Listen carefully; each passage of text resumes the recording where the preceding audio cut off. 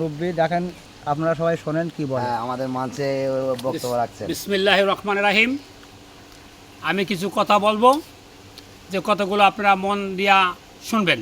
ভালো লাগলে like, share, comment এরকম। এটা শেষে বলবো যে আমার কথাগুলো মন দিয়ে শুনবেন। তা হইল যে আমি হইলাম এই দুনিয়ার একটা বোঝা। আমার জীবন ক্ষতিগ্রস্ত, ব্যর্থ। কেন?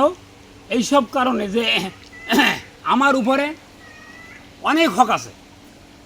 যেমন আমার উপরে আমার মা বাপের হক আছে, তেমনি আমার ভাই বোনের হক আছে, তেমনি আল্লাহর হক আছে, তেমনি রসুলের হক আছে, তেমনি দেশের হক আছে।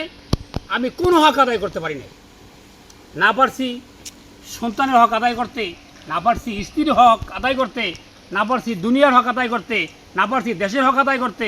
আমি কোনো হক আদায় করতে পারি নাই। আমার উপরে অনেক হক ছিল, এই জন্য আমার জীবন ব্যর্থ এবং ক্ষতিগ্রস্ত। আমার দুনিয়াও শেষ, আখিরাতও শেষ। এখন আপনারা আমার জন্য দোয়া করবেন, যেন আমরা যেন দিনের দিকে যেন আসতে পারি। দিনের কাজ বাকি জীবনে দিন ইসলামের কাজ করে যেন এই জীবনকে সুন্দর করে যেন আখেরাতটা অন্তত পাই। দুনিয়া তো গেছেই গেছে, যেন আখেরাতটা আমাদের সামনে যেন আমরা যেন পাই। এইটা সবাই চেষ্টা করবেন, আমিও, আপনারাও, সবাই। দর্শক, আপনারা আমার এই কথাগুলো আপনাদের ভালো লাগলে লাইক ও শেয়ার ও কমেন্ট দিয়ে আপনারা আমাদের সাথে থাকবেন, তখন আমাকে জানাবেন।